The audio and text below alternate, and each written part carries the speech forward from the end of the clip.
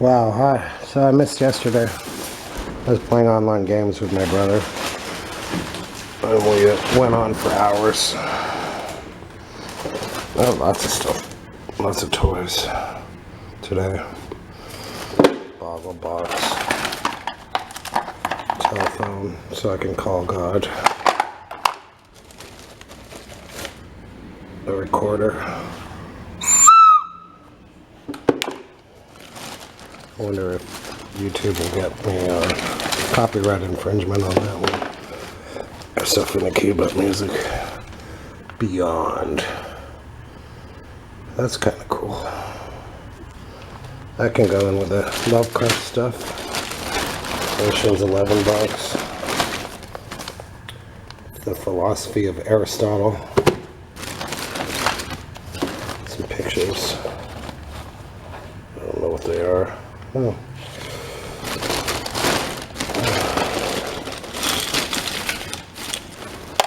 The chain, so I can rig up the pit and the pendulum. This rabbit looks like he's flying. I don't like this rabbit much. This is a prize. Crock pot slow electric stoneware cooker cookbook. My mother used to cook with a crock pot. I remember it all too well. I actually dreaded the days when dinner was made with a crock pot. She'd make this beef stew that I didn't like that much. Terrain. Part of a truck. That's all I think. Yeah. And other assorted toys.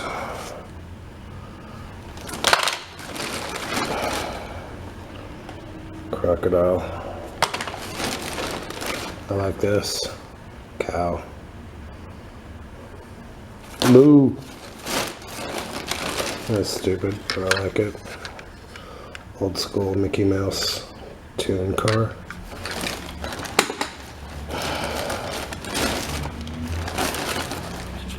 Charlie Brown.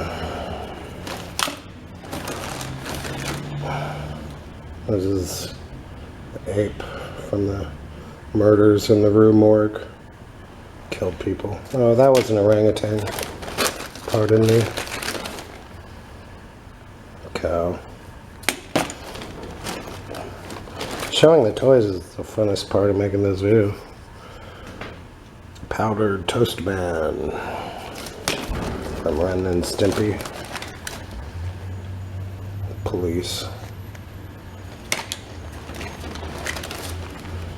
5 of spades. Alright.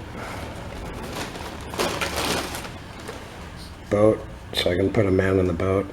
That's a joke.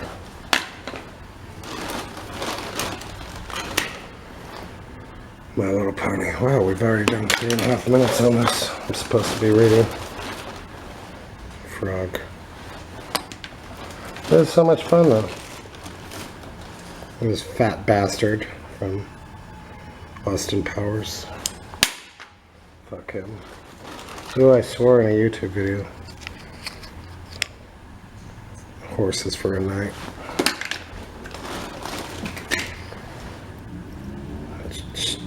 Rubber chicken keychain. Motorcycle.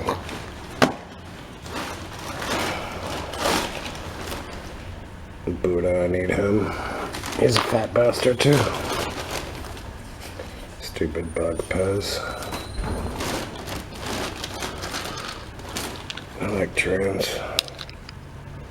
Always like trains. I like tour trains.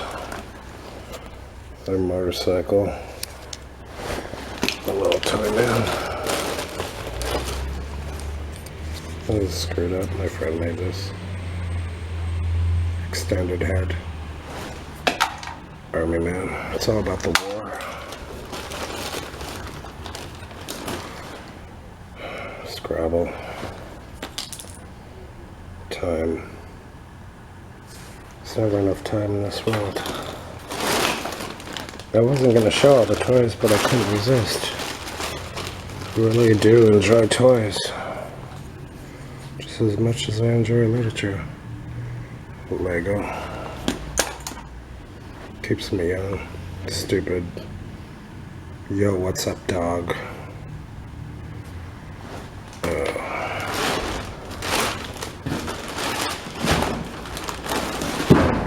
Alright. Oh, 5 minutes of this. Now back to Dagon by H.P. Lovecraft.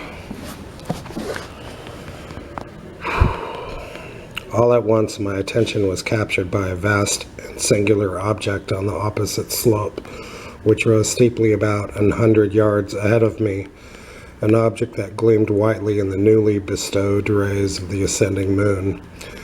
That it was merely a gigantic piece of stone I soon assured myself, but I was conscious of a distinct impression that its contour and position were not altogether the work of nature.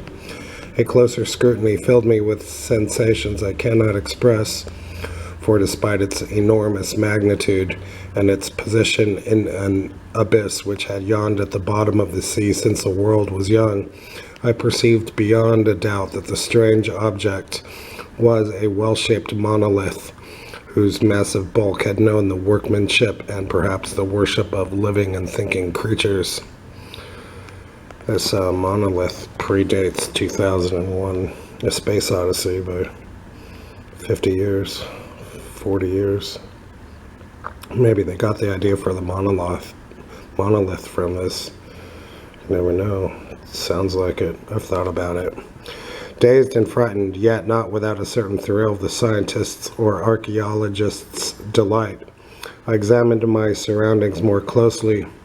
The moon, now near the zenith, shone weirdly and vividly above the towering steeps that hemmed in the chasm, and revealed the fact that a far-flung body of water flowed at the bottom, winding out of sight in both directions, and almost lapping my feet as I stood on the slope. Across the chasm, the wavelets washed the base of the Cyclopean monolith, on whose surface I could now trace both inscriptions and crude sculptures. The writing was in a system of hieroglyphics unknown to me, and unlike aquatic symbols such as fishes, eels, octopi, crustaceans, mollusks, whales, and the like. Several characters obviously represented marine things which are unknown to the modern world, but whose decomposing forms I had observed on the ocean-risen plain.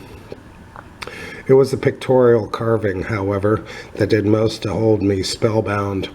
Plainly visible across the intervening water on account of their enormous size were an array of bas reliefs whose subjects would have excited the envy of a Doré. I think that these things were supposed to depict men, at least a certain sort of men, though the creatures were shewn disporting like fishes in the waters of some marine grotto, or paying homage at some monolithic shrine which appeared to be under the waves as well. Of their faces and forms I dare not speak in detail, for the mere remembrance makes me grow faint. Grotesque beyond the imagination of a Poe or a Bulwer. It's another author, I don't know who. They were damnably human in general outline, despite webbed hands and feet, shockingly wide and flabby lips, glassy, bulging eyes, and other features less pleasant to recall.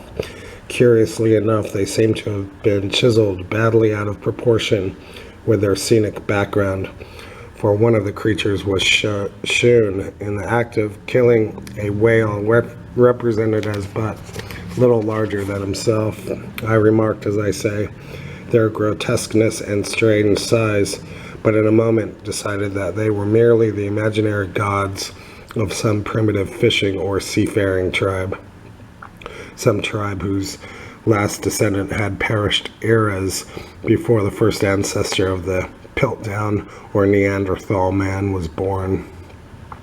Awestruck at this unexpected glimpse into a past beyond the conception of the most daring anthropologist, I stood musing whilst the moon cast queer reflections on the silent channel before me. Then suddenly I saw it.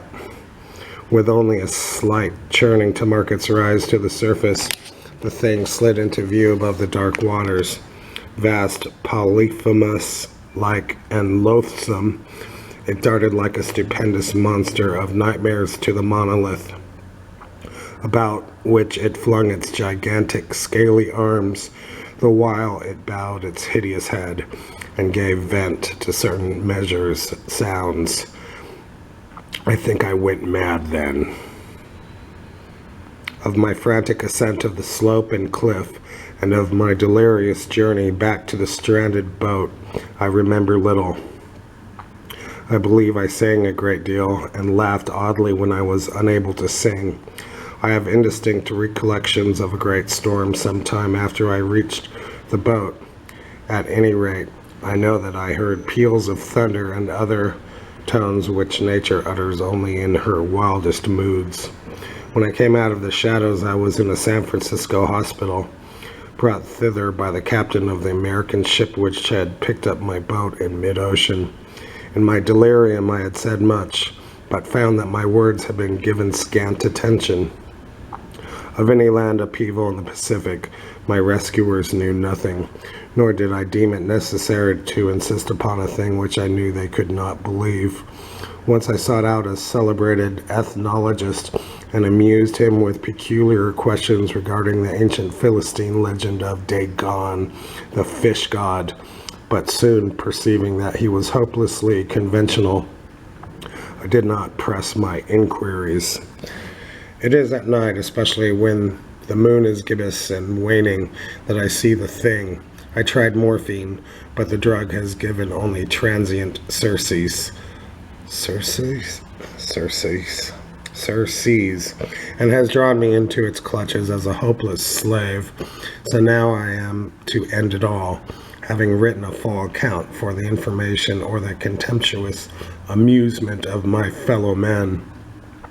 Often I ask myself if it could not all have been a pure phantasm, a mere freak of fever, as I lay sun-stricken and raving in the open boat after my escape from the German man-of-war. This I ask myself, but ever does there come before me a hideously vivid vision in reply. I cannot think of the deep sea without shuddering at the nameless things that may at this very moment be crawling and floundering on its slimy bed, worshipping their ancient stone idols and carving their own detestable likenesses on submarine obelisks of water-soaked granite. I dream of a day when they may rise above the billows to drag down in their reeking talons the remnants of puny, war-exhausted mankind, of a day when the land shall sink and the dark ocean floor shall ascend amidst universal pandemonium. The end is near. I hear a noise at the door as of some immense slippery body lumbering against it. It shall not find me. God, that hand! The window! The window! And therein ends Dagon. And hey, they fixed one of the elevators. There was a tenant fire on the second floor of this storage facility. The water damage broke the elevators, damaged the elevators for 2 weeks so far. Thanks for listening to this episode.